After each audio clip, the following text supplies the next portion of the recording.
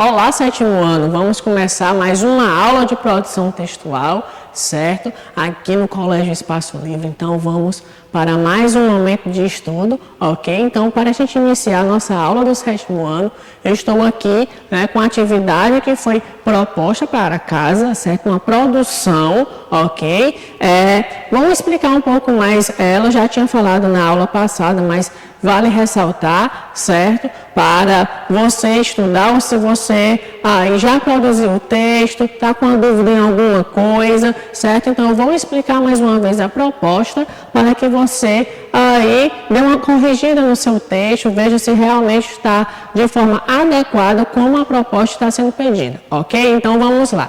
A proposta de produção foi a seguinte: imagine que em sua escola há um grave problema, até que tem que ser resolvido, mas como vocês e seus amigos não conseguem resolvê-lo sozinho, vão em busca da ajuda de outras pessoas. A mesma situação que nós vamos encontrar no texto da atividade. Lembrem que o personagem, ele estava juntamente com o pai e demais autoridades querendo resolver um problema, só que lá no texto da atividade, o personagem, ele não disse qual era o problema, só que na nossa proposta vai ser um pouco diferente. Ele já te dá uma situação, que é um problema que ocorre na escola e que você está juntamente com seus amigos tendo que resolver. Então, aqui você já tem a situação.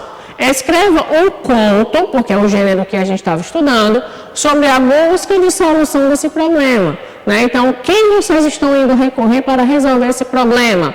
Bem como cite as pessoas que poderão ajudá-lo, mas, diferentemente da crônica de Pedro Bandeira, você terá que deixar claro qual o problema a ser resolvido. Então, o nosso diferencial no texto é justamente esse. Você precisa dizer qual é o problema. Lá no texto, certo, da atividade, o personagem, ele não tinha dito qual era o problema, mas aqui você tem que dizer qual é o problema, ok? Então, narre como você e seu grupo de amigos se deparam com um problema, qual foi a reação ao ter que descobrir, certo? Além disso, a solução não foi fácil de ser encontrada por Chechel, que era o personagem do texto.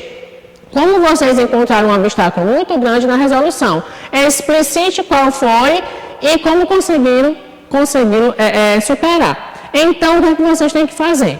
Então, você, além de dizer qual é a situação, vocês vão ter que colocar quais são os obstáculos que surgiram neste conto para resolver este problema, ok? Então, no seu texto deve ter a revelação do problema, ou seja, dizer qual é o problema, quais foram as pessoas que ajudaram a solucionar, certo? Então, você vai dar nome aos personagens, a quem vocês foram atrás para resolver o problema.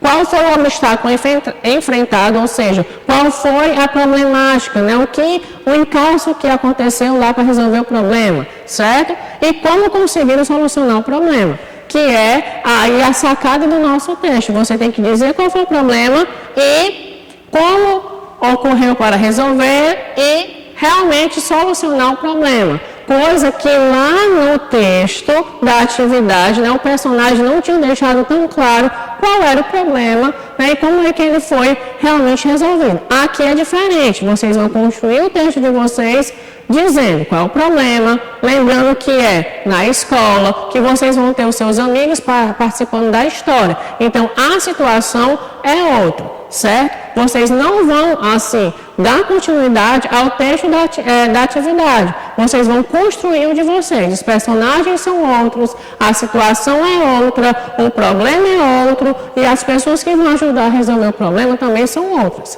Certo? Então, esta foi a atividade de produção deixada para casa, ok? Mas agora a gente vai dar uma continuidade no nosso material, certo?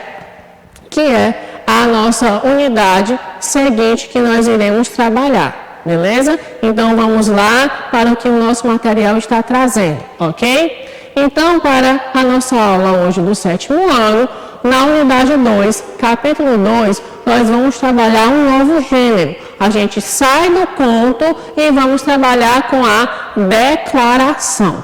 certo? Esse é um gênero textual que ele tem um caráter mais oficial, certo? Por que oficial? Porque aqui a gente vai estar trabalhando com um documento, certo? É um gênero bem diferenciado do que nós estávamos estudando no nosso material, nas nossas aulas, certo? A gente vai passar agora a trabalhar com um gênero textual mais oficial, certo? Só que não precisa ter medo, porque é um gênero que vocês aqui no âmbito do colégio têm o costume de utilizar este tipo de gênero textual, né? Quem nunca foi lá na secretaria, né, e pediu às tias que estão lá na secretaria uma declaração? Ah, eu preciso de uma declaração para fazer minha carteirinha de estudante. Ah, o meu pai está pedindo uma declaração para levar para o trabalho, certo? Então, este documento, certo, que geralmente a tia depois vai lá na sala, entrega lá no envelope,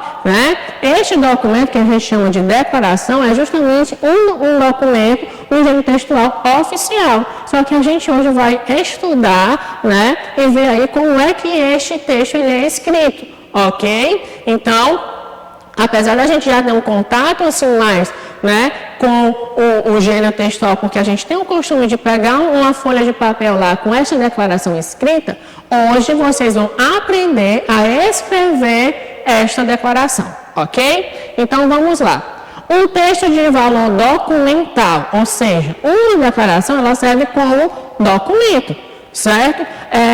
Para você fazer a sua carteirinha de estudante, né, você precisa de uma declaração que você é estudante. Então, aqui eu tenho um valor de documento, né? Então, a declaração está dizendo o quê? Você realmente é um estudante daquela unidade de ensino que tem uma matrícula de numeração tal, ou seja, serve como documento, ok? Ou que comprova, né, ou declara algo. Certo? Então, no ambiente de trabalho, a gente pode utilizar essa declaração, certo? Por diversas instituições, colégio, certo? No trabalho, nas empresas, ok? Órgãos, né? Se tem algum órgão aí, seja lá da prefeitura ou um órgão do estado, certo? As escolas, como a gente já falou aqui no início, né, bastante utilizado na declaração, né, que comprova que o aluno estuda naquele colégio. Universidades, a mesma coisa. As empresas, certo, para comprovar que o funcionário realmente está trabalhando, certo, naquele determinado local, dentre outros. Ou seja, para vocês perceberem que o gênero textual da declaração realmente ele vai ter esse caráter oficial e serve como um documento, ok? Linguagem formal. Por que uma linguagem formal? Ora, se eu tenho um texto de caráter oficial, de um caráter formal, certo? Que vai me comprovar algo, então eu tenho que utilizar essa linguagem formal. Ou seja, não pode ter aquela linguagem informal, como gírias, ou escrito de uma forma errônea, certo? Na questão da pontuação, uma palavra errada. Então, isso não pode acontecer. Tanto porque o documento, certo? Ele serve como característica da empresa, certo? Ele está ali representando a empresa, está representando uma instituição. Então, é um documento. Então, não pode ter, na verdade, erros. Por isso, essa linguagem mais formal. Documento comprovatório, ou seja, está comprovando que você estuda naquele colégio, que você estuda naquela universidade, que você trabalha naquela empresa. Então, este gênero textual, ele serve realmente como o quê? Como comprovante, certo? Veracidade dos fatos. Ora, se eu tenho um documento que ele é oficial, então eu vou ter este caráter da veracidade dos fatos. Professor, o que é veracidade? Verdade.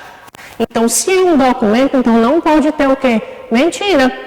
Ok? Então, por isso que a declaração, ele tem como característica a verdade nos fatos. Está comprovando realmente que você é um aluno daquele colégio, que é um funcionário da empresa, ok? Que você trabalha em determinado órgão.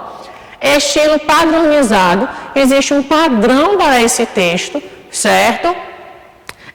E um texto que pode ser escrito em primeira ou terceira pessoa. Como assim? Né? No corpo do texto pode ter eu declaro ou declara-se, declaramos, ok? Que aquela pessoa estuda naquele local, que aquela pessoa trabalha naquele local, certo? Então, por isso que é utilizado essa primeira ou terceira pessoa, para deixar o texto mais formal, ok? Então, se você já recebeu uma declaração, seja lá do colégio ou de outro local, vocês podem perceber que sempre ela tem a mesma estrutura, certo?